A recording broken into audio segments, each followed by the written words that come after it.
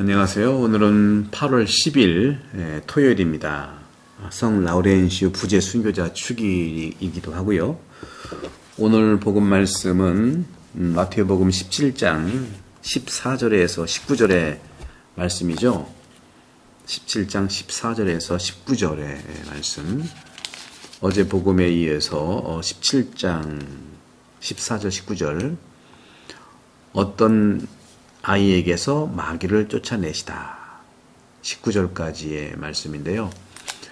군중에게 가자 어떤 사람이 예수님께 다가와 무릎을 꿇었고, 그리고 주님 제 아들에게 자비를 베풀어 주세요. 간질병에 걸려 몹시 고생하고 있어요. 자주 불 속으로 떨어지기도 하고 또 자주 물속에 떨어지기도 합니다. 그래서 주님의 제자들에게 데려가 보았지만 그들은 고치지 못하였습니다. 그러자 예수님께서 믿음이 없고 삐뚤어진 세대야, 내가 언제까지 너희와 함께 있어야 하느냐? 내가 언제까지 너희를 참아주어야 한다는 말이냐? 저도 이 말씀 많이 이해해요. 학교에 있을 때는 몰랐는데 본당에 나와보니까 참으로 그런 걸 느껴요. 언제까지 본당이 예수님의 말씀보다는 여러 가지 자기 전통과 복음적 가치보다는 교회 중심의 그러한 운영이라든가, 필요하죠, 운영은. 그래서 정말 예수님이 오시면 성당으로 오실까 하는 생각도 좀 해보는데요. 너무 부정적으로 보는 건 아닙니다. 근본적으로 정말 예수님의 말씀을 중심으로 해서 느끼는 거죠. 그러면서 내가 언제까지 너희를 참아 주어야 한단 말이냐 하면서 아이를 이리로 데리고 오너라. 그리고 예수님께서는 호통을 치시자 아이에게서 마귀가 나갔다. 그러니까 마귀한테 호통친 거예요. 그 시간에 아이가 나왔다. 그때 제자들이 따로 예수님께 다가와 어찌 저희는 그 마귀를 쫓아내지 못했습니까? 하고 물었어요. 오늘 복음은 안 나오지만요, 바로 20절에 너희의 믿음이 약한 탓이다 하고 말하는 거예요. 내가 진실로 말한다. 겨자씨 하나만한 믿음이라도 있으면 이 산더러 여기서 저기로 옮겨가라 하더라도 그대로 옮겨갈 것이다. 너희가 못한 일은 하나도 없을 것이다. 정말 저는 본당 사목하면서 이런 주님의 말씀을 정말 많이 공감하고 저도 반성을 많이 하죠. 기도와 단식으로 해방하는 힘, 그런데 믿음의 힘으로 저는 마귀와 모든 것들을 못할 게 없다는 말씀. 오늘 복음에 안 나오지만 바로 20절에 믿음이 약한 탓이다. 여러분, 믿음이 단단하게 하시면 됩니다. 크기와 양은 안 중요해요. 작아도 단단만 하면 되는 거예요. 믿음이 있으면 된다. 겨자씨 하나만한. 믿음이 약한 탓이니 약함의 반대는 단단 아니겠어요? 강함 아니겠어요? 크기 문제가 아니에요. 많은 문제가 아니라. 그 아이가 이제 이런 오늘 이 아이의 모습들을 보게 되면 정말 물불 안 가리는 거죠. 물에 떨어지고 불에 떨어지고 고통을 많이 겪잖아요.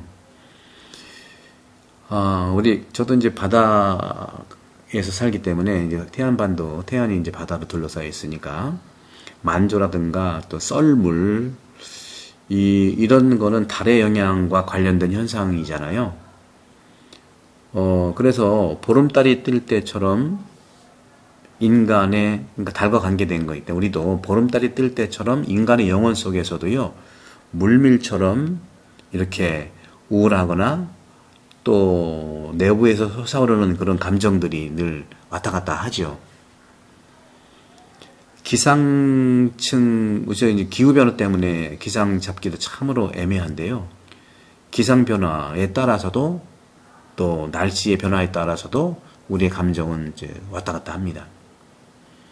따라서 우리 시대의 질병인 이런 우울증도 그 원인은 영적인 원인이 많다는 걸 얘기할 수 있어요. 그래서 늘 말씀드리지만 우울 증세는 거의 다 있지만 7, 80%가 국민들이 우울 증세가 있대요. 근데 25%, 20% 우울증에 걸리는 분들은 잠 못 자거나 운동 부족인 사람들이 많다고 하는 거죠.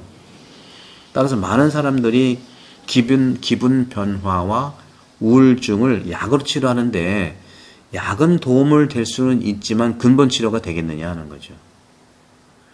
바로 이것은 약으로 한다는 것은 몸을 어떻게 보면 학대하는 부분하고 관계가 있어요. 그걸 못 느끼게 하는 거니까. 따라서 생각의 밀물로부터 영혼을 해방시킬 수가 없는 게 약이에요. 증상을 중단시키는 거니까.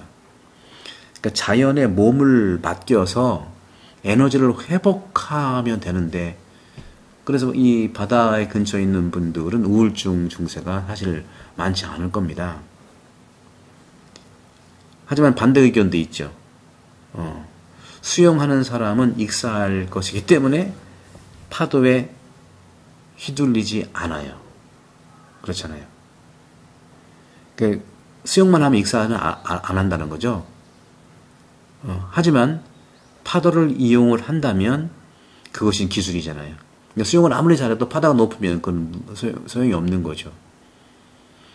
그래서 주님께서 말씀하시는 이런 측면에서 여기 이제 오늘 복음에 보게 되면은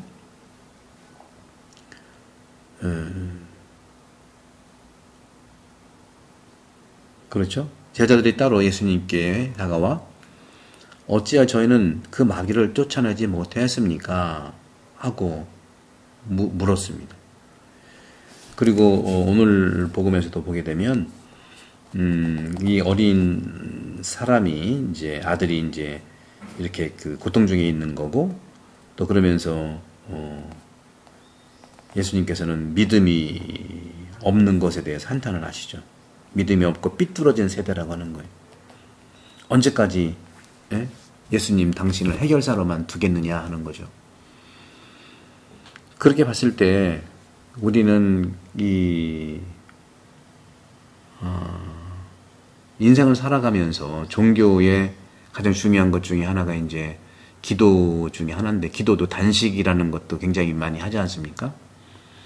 단식의 중요한 부분들은요, 진정한 단식의 의미는요, 먹고 마시는 것을 포기하고 제한하는 거잖아요. 완전 단식을 하면 사람들은 죽게 되잖아요. 마찬가지로 우리가 아프거나 허약해진 경우에도요, 종교적인 이유로 단식하는 거 허용하지 않아요. 우리가 정치권에서도 단식할 때 건강 체크하면서 하잖아요. 그건 상징적인 의미의 표현이 있는 거예요. 단식의 의미가 있는 거죠. 바실리오 성인도요, 금식은 바로 어떻게 보냐면 자연에서 모든 식물은 땅의 원소를 섭취해야 하듯이 아주 자연스럽게 해야 된다는 말씀을 하세요. 단식은 충족이 원칙이라는 거죠. 충족한 다음에 하는 거지 무조건 끊는 게 아니잖아요.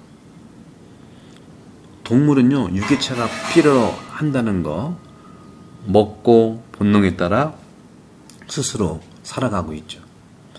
인간에게도요, 타고난 본능이 있어요. 하지만 그것을 원하는 대로 사용할 자유도 있는 거예요.